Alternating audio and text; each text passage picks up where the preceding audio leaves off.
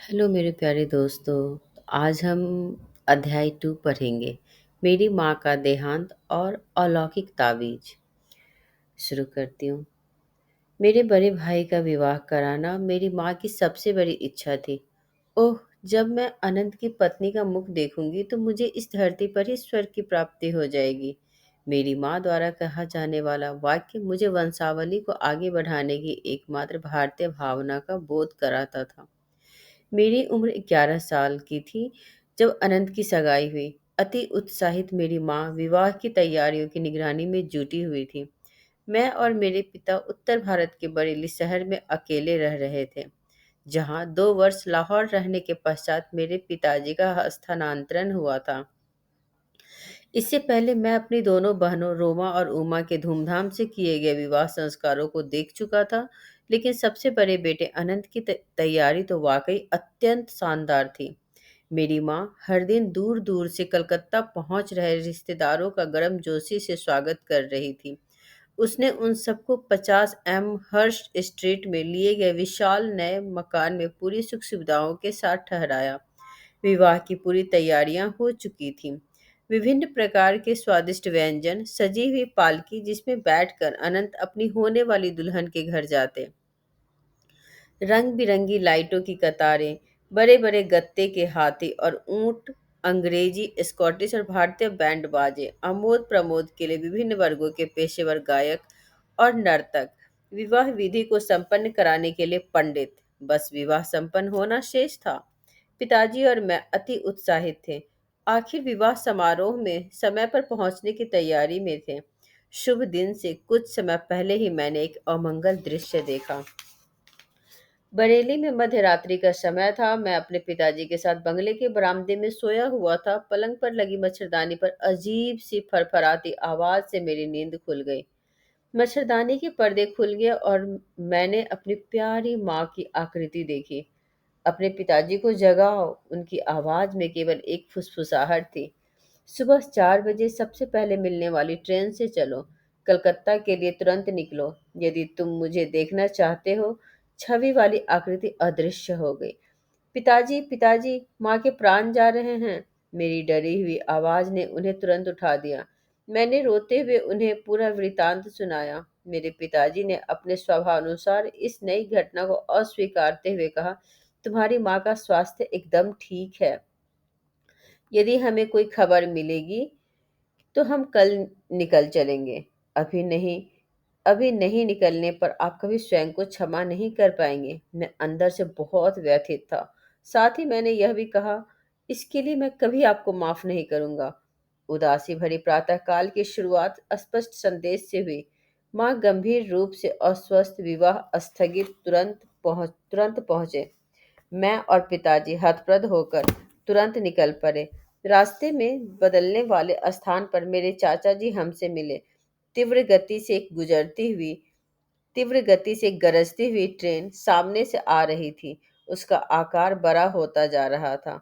मेरे अंदर की वेदना ने अचानक ही मुझे ट्रेन के आगे अपने आप को झोंक देने के लिए प्रेरित किया। अपनी माँ की छत्रछाया से वंचित हो जाने के बाद इस उजड़े संसार में जीवित रहने लायक अब बचा ही क्या है।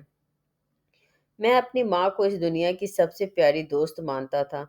उनकी संतावना भरी काली आंखें मेरे बचपन की छोटी छोटी व्यथाओं और दुखों का एकमात्र सहारा थी। क्या वे अभी भी जीवित हैं? मैं एक आखिरी प्रश्न अपने चाचा से पूछने के लिए रुका। निश्चय ही वे जीवित हैं। मेरे चेहरे पर बिखरी अधीरता को समझने में उन्होंने एक क्षण की भी देरी नहीं की, लेकिन मुझे उनके जवाब पर लेस मात्र भी विश्वास नहीं हुआ। जब हम अपने कलकत्ता वाले घर पहुंचे तो हमें अचंभित कर देने वाली रहस्यात्मक मृत्यु के समाचार का सामना करना पड़ा। मैं निर्जीव सा अचेतन अवस्था में गिर पड़ा। मुझे इस कटु सत्य के साथ सामंजस्य बिठाने में कई साल बीत गए। मेरे हृदय विदारक रोने ने स्वर्ग के दरवाजे को भेदते हुए दिव्य माँ को मेरे पास खींच लिया। उनके अंतिम शब्दों ने मेरे रिश्ते घाव को आखिर भर दिया। वह मैं ही हूँ जिसने तुम्हारे ऊपर नजर रखी।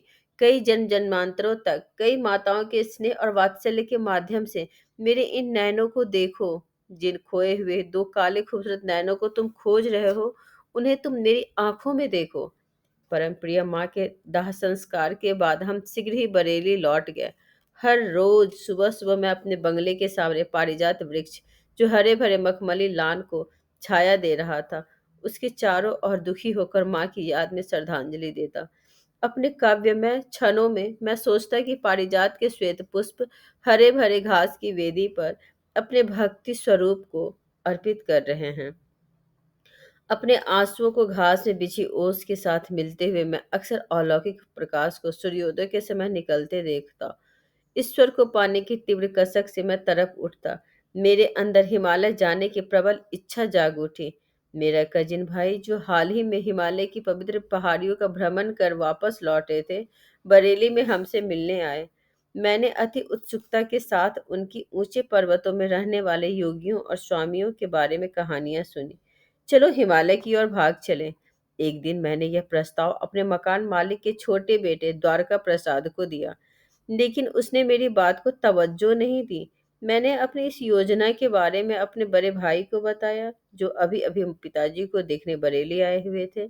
मेरी इस अव्यवहारिक योजना को एक बच्चे की अपरिपक्वता पर हंसने की बजाय अनंत ने मेरा मजाक बनाने के लिए एक दूसरा सटीक तरीका अपनाया।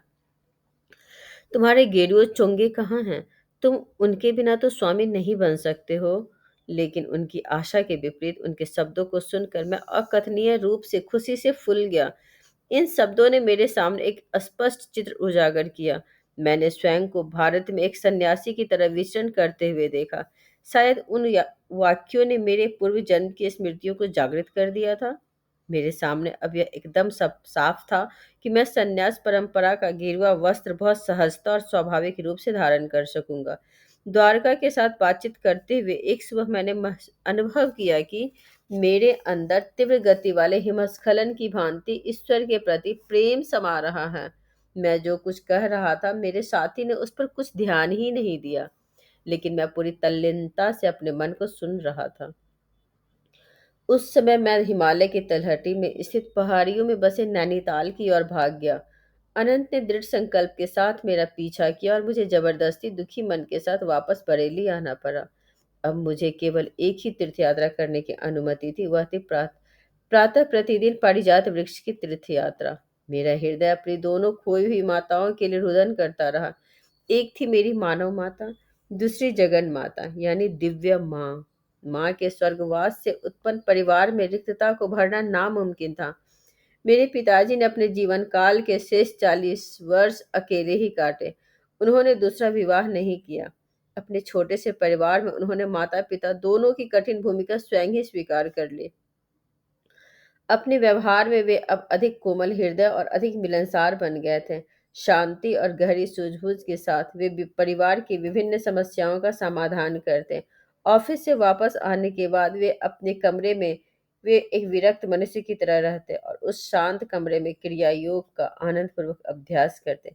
माँ की मृत्यु के काफी समय बाद मैंने एक अंग्रेज परिचारिका को रखने का प्रयास किया, जिससे मेरे पिताजी को कुछ आराम मिल सके, परंतु पिताजी इसके लिए सहमत नहीं हुए। तुम्हारी माँ के साथ ही मेरी सेवा का अंत हो गया। मेरी माँ के प्रति आजीवन प्रेम भाव में उनकी आंखें खो गई। मैं अब किसी अन्य स्त्री की सेवा ग्रहण नहीं करूंगा। माँ के देहावसान के 14 महीने बाद मुझे पता चला कि माँ मेरे लिए एक अत्यंत महत्वपूर्ण संदेश छोड़कर गई है। अनंत माँ के अंतिम क्षणों में उनके साथ थे और उन्होंने माँ के शब्दों को लिख लिया था। यद्यपि उन्होंने एक वर्ष में मुझे दिए जाने का निर्देश दिया था, लेकिन मेरे भाई ने उनका संदेश मुझे देने में विलंब किया। उन्हें शीघ्र ही कलकत्ता उस कन्या से विवाह संपन्न करने के लिए जाना था, जिसे मेरी माँ ने उनके लिए चुना था। एक शाम उन्होंने मुझे अपने पास बुलाया। मुकुंद, मैं तुम्हें ऐसा विलक्षण समाचार देने में आनाकानी करता रहा। उनके स्वर में विवस्था और स्वयं की हार मानने का भाव था। मुझे भय था कि इससे तुम्हारी गृह त्यागने की इच्छा को बल मिलेगा, लेकिन अब तुम वैसे भी एक मजबूत ईश्वर प्रेम से ओतप्रोत हो। हाल ही में जब मैंने तुम्हें हिमालय जाते हुए पकड़ा था, तब मैं एक अंतिम निश्चित संकल्प पर पहुंचा। मुझे अब किसी भी परिस्थिति में अपना पवित्र वचन निभाने में देरी नहीं करनी चाहिए। मेरे भाई ने मुझे एक छोटा सा बॉक्स पकड़ाया और साथ में माँ का संदेश दिया। माँ ने कहा था, मेरे प्रिय पुत्र मुकुंद, इन शब्दों को तुम मेरा अंतिम आशीर्वाद समझना। अब वह समय आ गया है जब तुम्हें तुम्हारे अब वह समय आ गया है जब मुझे तुम्हारे जन्म के बाद घटने वाली अलौकिक घटनाओं के बारे में तुम्हें अवगत करा देना चाहिए। तुम मेरी गोद में एक छोटे से शिशु थे। मुझे तुम्हारे भविष्य के मार्ग के बारे में पता चल गया था। मैं तुम्हें अपने साथ लेकर अपने गुरु के घर बनारस ले गई थी। भक्तों से भरी भीड़ की ओट में ध्यान मुद्रा में लीन बैठे लाहिरी महाशय को बड़ी मुश्किलों से देख पा रही थी। मैं जब तुम्हें थपथपा रही थी तब मैं मन ही मन प्रार्थना कर रही थी कि मेरे महान गुरु का ध्यान तुम पर जाए और वे तुम्हें अपने आशीर्वाद से तुम्हारा कल्याण करें। जैसे जैसे मेरे मन के अंदर की मुख भक्ति याचना तीव्र होती गई, मैंने देखा मेरे गुरु ने अपने नेत्र खोले और मुझे अपने पास आने का संकेत दिया। अन्य भक्तों ने मेरे लिए रास्ता बनाया, मैं उनके पवित्र चरणों में झुक गई। मेरे गुरु ने तुम्हें अपनी गोद में ले लिया, अपना हाथ तुम्हारे माथों पर रखा, मानो तुम्हें आध्यात्मिक दीक्षा दे रहे हों, और मुझसे बोले, छोटी माँ, आपका पुत्र एक योगी होगा, एक आध्यात्मिक इंजन बनकर यह अनेक आत्माओं को ईश्वर के साम्राज्य में ले जाएगा। सर्वज्ञानी गुरु ने मेरे अंतर्मन की गुप्त प्रार्थना स्वीकार कर ली थी। यह देखकर मेरा हृदय अति आनंद से भर उठा। तुम्हारे जन्म से कुछ समय पहले उन्होंने मुझे बताया था कि तुम उनके ही मार्ग पर चलोगे। मेरे पुत्र, बाद में जब तुम्हें अलौकिक प्रकाश के दर्शन हुए, उसके बारे में मुझे और तुम्हारी बहन रोमा को पता चल गया था। क्योंकि दूसरे कमरे से हमने देखा, अपने बिस्तर पर तुम निश्चल अवस्था में थे। तुम्हारे छोटे से मुखमंडल पर अलौकिक प्रकाश था। तुम्हारी आवाज दृढ़ निश्चयी और ओज भरी थी। जब तुम ईश्वर को खोजने हिमालय की ओर जाने की बात कर रहे थे, प्रिय पुत्र, इन विभिन्न संकेतों के द्वारा मैं समझ गई थी कि तुम्हारे जीवन का रास्ता सांसारिक मोहमाया के रास्तों से दूर कहीं आगे जाएगा। मेरे जीवन की अद्वितीय घटना ने इस पर निश्चितता की मोहर लगा दी। वही घटना आज मुझे मृत्यु शैया से यह संदेश देने के लिए बाध्य कर रही है। यह घटना पंजाब शहर की है। वहां मेरा साक्षात्कार एक साधु से हुआ था, जबकि मेरा परिवार लाहौर में रह रहा था। एक सुबह एक नौकर मेरे कमरे में दौड़ा हुआ आया। मालकिन, एक अजीब सा साधु द्वार पर है, वह जोर देकर कहा रहा था कि उसे केवल मुकुंद की माँ से ही मिलना है। इन सरल शब्दों को सुनकर मानो मेरे अंदर कोई तार झंकृत हो गया हो। मैं तुरंत उठकर आगंतुक का स्वागत करने पहुंची। उनके चरणों का स्पर्श कर मुझे प्रतीत हुआ जैसे ईश्वर का सच्चा मनुष्य मेरे सामने था। माँ, उन्होंने कहा, महान गुरुजन आपको बताना चाहते हैं कि इस पृथ्वी पर आपका वास ज्यादा दिनों तक नहीं रहेगा। आपकी अगली बीमारी आपकी आखिरी बीमारी सिद्ध होगी। उसके पश्चात सन्नाटा छा गया। लेकिन मैंने किसी तरह का कोई भय या संकट का अनुभव नहीं किया, बल्कि एक महान आत्मिक शक्ति की अनुभूति हुई। अंत में उन्होंने मुझसे फिर कहा, आपको एक चांदी का ताबीज अपने पास अमानत के तौर पर रख दिया जाएगा।